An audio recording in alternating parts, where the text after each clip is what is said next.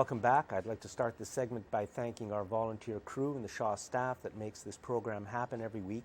Our guest in this segment is Jeremy Arney, and Jeremy is kind of a Canadian Bernie Sanders. Jeremy is with the Canadian Action Party that actually ran in the last federal election. You didn't hear much about the Canadian Action Party, unfortunately, but just like Bernie Sanders, it's because they have a lot of ideas that the power structure doesn't want you to know about. So, welcome, Jeremy. Thank you, Jack. I've got a little bit more hair than Bernie Sanders, but he's a bit of a rebel too, just as we are. We're a rebel for the Canadian people. So, one of the other things that you finished off your section with Walter about was the referendum for this new concept on the voting. I am absolutely amazed and amused at the falsehoods that are going around about this right now. The Conservatives, in the week that they had in the House of Commons, were just lashing out, saying that the Liberals were going to do this and going to do that and going to use the majority for everything. And just the same way that they would not listen to the questions that they were asked when they were in power, they're not now listening to the answers. They were told over and over again that even they would be consulted about whatever process Canadians decide that we need for this. But it sounds good to say that, no, a referendum. Referendums are fine, Jack, as you know and I know, but it's the wording and the question and the way it's asked will dictate what the answer is going to be. No, we're not going to commit ourselves to a referendum at this time because it might well have an impact on the consultations with the Canadian people. Good for them. I'm impressed with the way that they are being honest and truthful at the moment. I hope it keeps up. I'm also amused at the constant and continuous contemptuous arrogancy of the Conservative Party under Ambrose, and I hope that changes too. I hope that they learn that the Canadians don't really like that. That's why they got fired. So anyway, this idea of a new form of voting, yeah, but let's find out what we want and what will fit. Let's not start prejudging it now. Let's not demanding things now when we don't know what we all want. How many people in Canada alone actually know that this is on the table? Not that many. I wonder how many people in Victoria know that there's a possibility there will be a new voting system in the next election. Now, I'm generally in favor of referendums. I do think it's very difficult to have a fair referendum when the corporations own all the media. I'd like to see referendums on the TPP, the trade deals. I'd like to see a referendum on raising corporate taxes. I'd like to see a referendum on getting rid of genetically contaminated foods. But the media and the Conservatives never mention any idea of having a referendum about any of those things.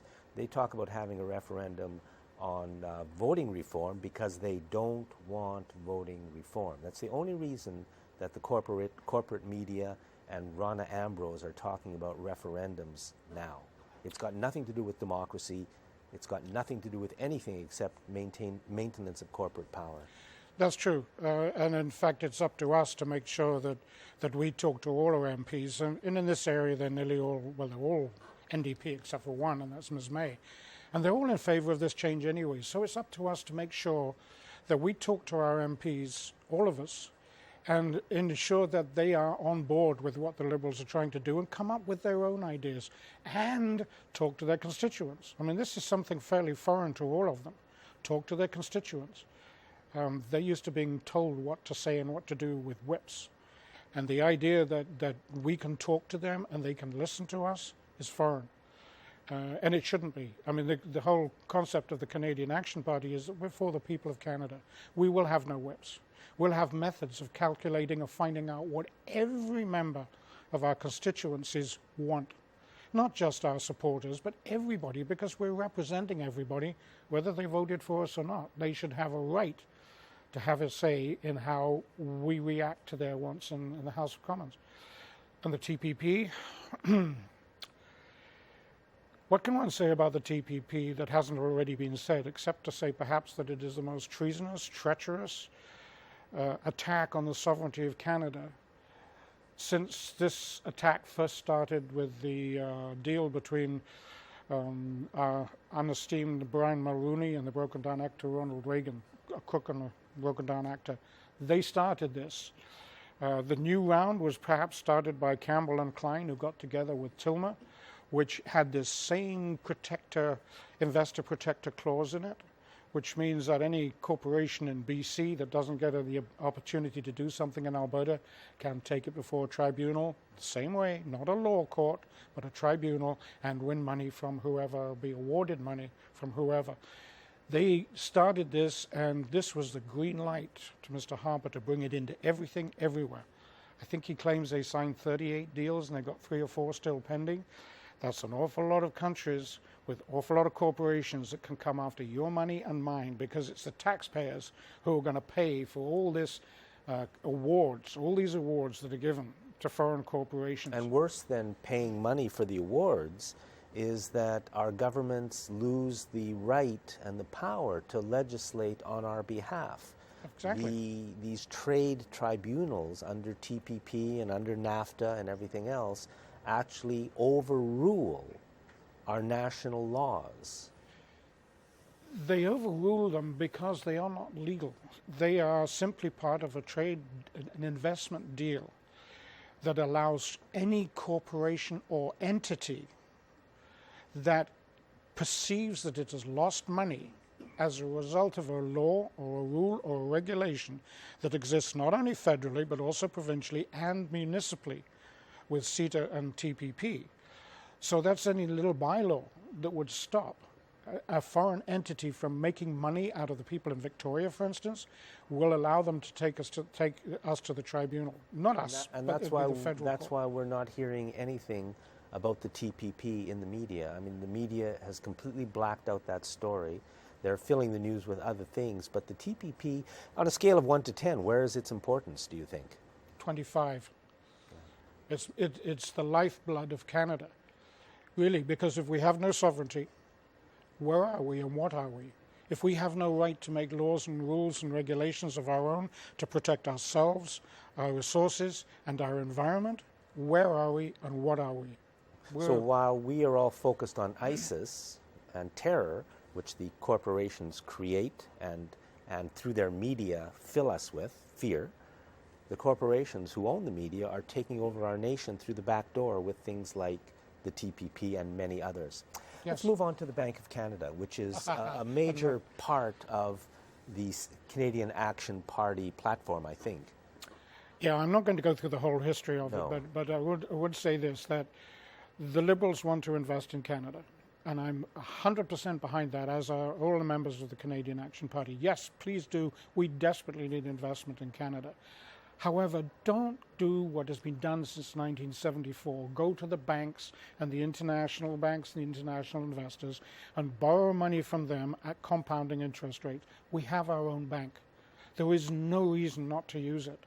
It's a very low interest rate, and when the costs of the bank operations have been paid, we get that dividend back again. So it's much better than having a compounding interest rate, which incidentally right now the compounding interest rate in Canada is the single biggest payment that the Bank of Canada, that the government of Canada has to pay annually. So you mean payment on the national debt is the number one? No, not the national debt, just the interest. Yeah, the Just interest the interest payments on the national debt Yeah. are the single biggest payment the federal That's the government makes single every biggest year. payment. Yeah. And you and I own now over $30,000 apiece on our national debt. Yeah. And there's absolutely no need for it. No. We have the Bank of Canada that we can borrow money from. We can actually borrow money from our own Bank of Canada and begin to pay down our national debt. Nobody will ever mention this again because it is so important that they make sure that the people of Canada never hear about it. The Canadian Action Party, this is one of their platforms. That's why you didn't hear about the Canadian Action Party in the federal election, just the way you don't hear about Bernie Saunders in the U.S. election. The beauty of the Bank of Canada is that actually what we could do is use that to pay off this compounding interest completely, bring it right back to current, excuse me, to ourselves. The amount of money that we would save on that, which I think now is somewhere in the region of 80 billion a year, could all go towards the national debt. And you figure it out over a 10-year period at $80 billion a year. Sorry, where did that 80 billion? That's the interest. No, the interest now is, I'd say, half of that, maximum. Are you absolutely yes, sure? I am. Because if you I go am to the, very, very sure. For the is that in national US debt, dollars or Canadian dollars? Because if you go to the nationaldebtclocks.org, they give you the current up-to-date Canadian figure. And the last time I looked, that was somewhere around about 76. And I'm assuming it's gone up now because of the dollar is still dropping like a stone.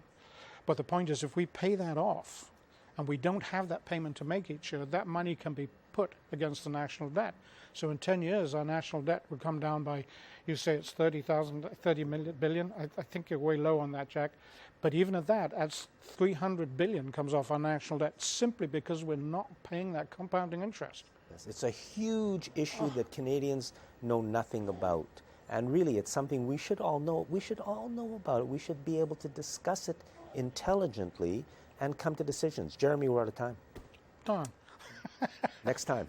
Yes, next time. So Jeremy Arney, the Canadian Action Party, thank you very much. You're welcome, Jack. Thanks for watching As always. this segment of Citizens Forum.